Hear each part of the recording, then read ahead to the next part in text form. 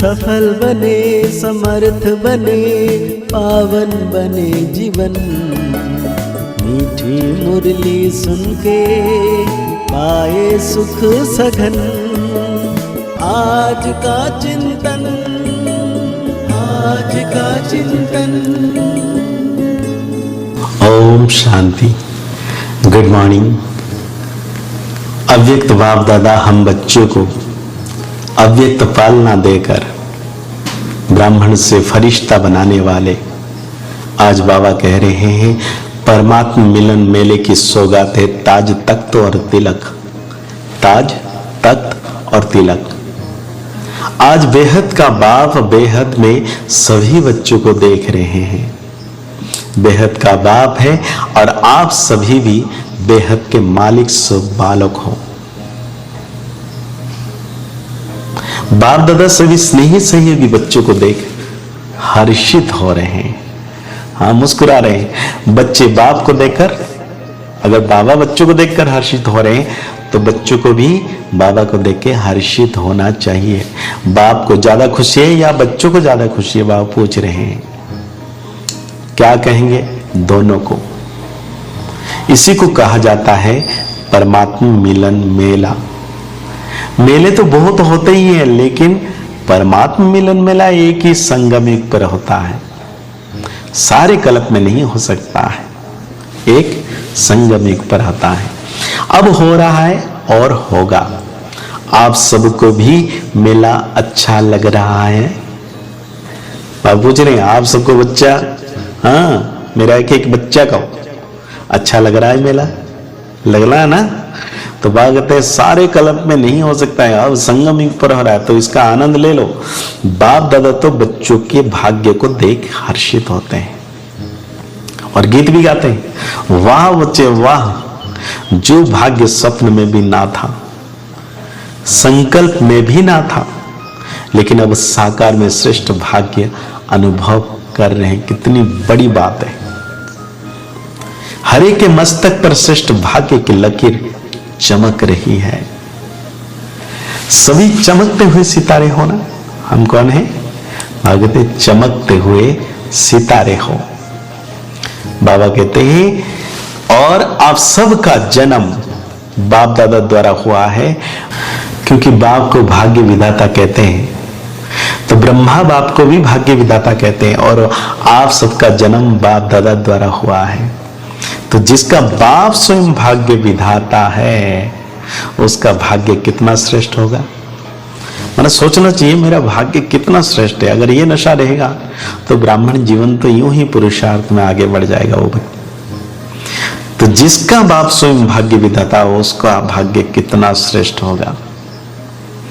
साथ साथ सारे कल्प में ऐसे किसी भी जन्म में नहीं होता ये मिलन।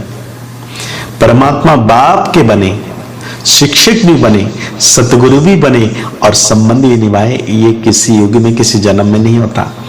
ऐसा सतयुग से कलयुग तक किसको भाग्य मिला है और किसी को नहीं मिला है। अभी आप निश्चय और नशे से कहते हो कि हमारा पालनहार परमात्मा है।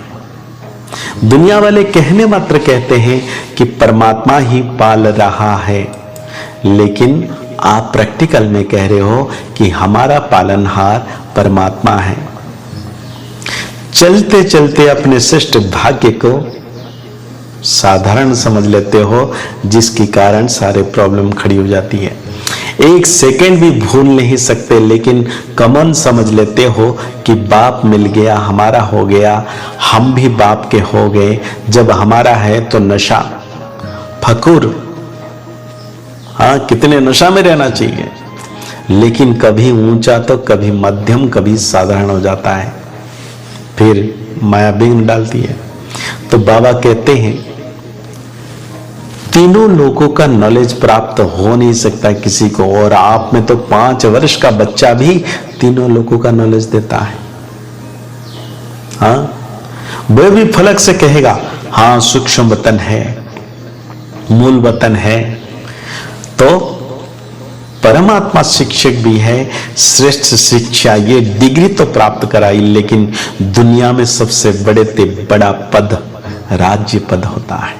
तो पढ़ाई से पद भी मिलता है, तो आपको राजा बनाया है। अभी राजा हो या बनना है? बोलो, अभी राजा हो या बनना है? हो राजा और बैठे हो पट में, पक्का मकान भी नहीं, टेंट में बैठे हो तो देखो श्रेष्ठ श्रेष्ठ पद राजपद है। अभी विश्व राज्य अधिकारी हो और भविष्य में विश्व राज्य अधिकारी बनना है। अभी हम कौन है?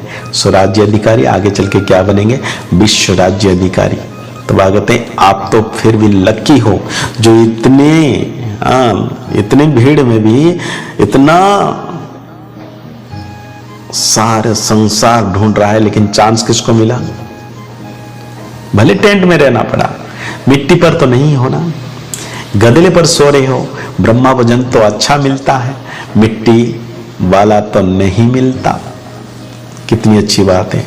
अगर परमात्मा द्वारा मेला हुआ तो माया भी झमेला जरूर करती है, क्योंकि मेले में झमेला जरूर होता है।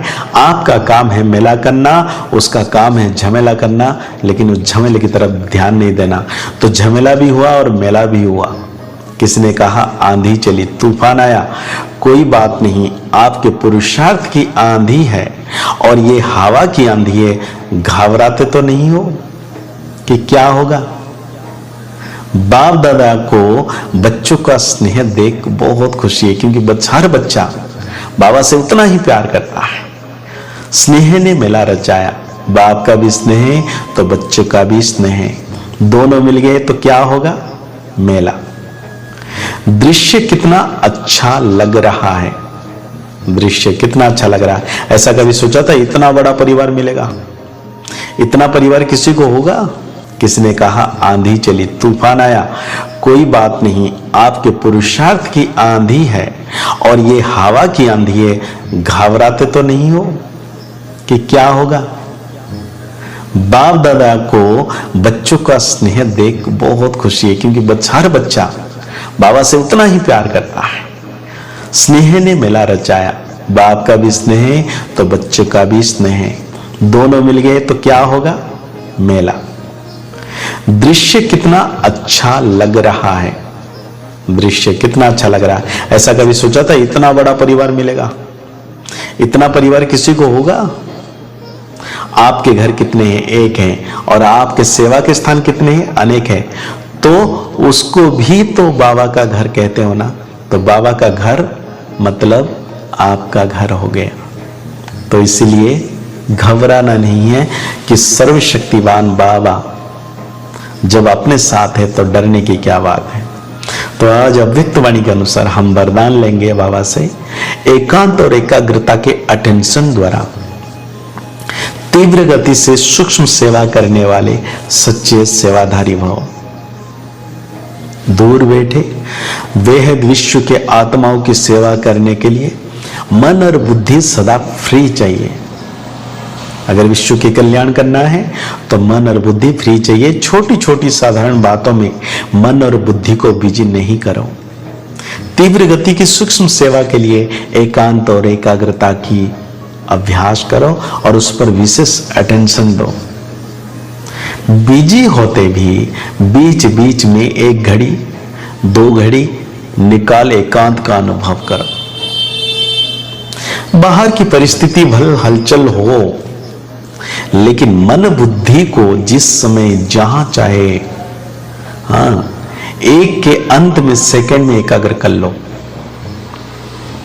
तब सच्चे सेवाधारी बन बेहद सेवा के निमित्त बन सकेंगे। तो आज की अव्यक्त वाणी से हम स्लोगन लेंगे बाबा से, ज्ञानी तो आत्मा वो है जो ज्ञान के हर राज को समझकर राजयुक्त, युक्तियुक्त और योग युक्त हो कर्म करे। ज्ञानी तो आत्मा वो है। तो आज की मुरली के अनुसार हम सो मान लेंगे, मैं श्रेष्ठ विश्व कल्याणकारी सेवाधारी आत्मा हूं।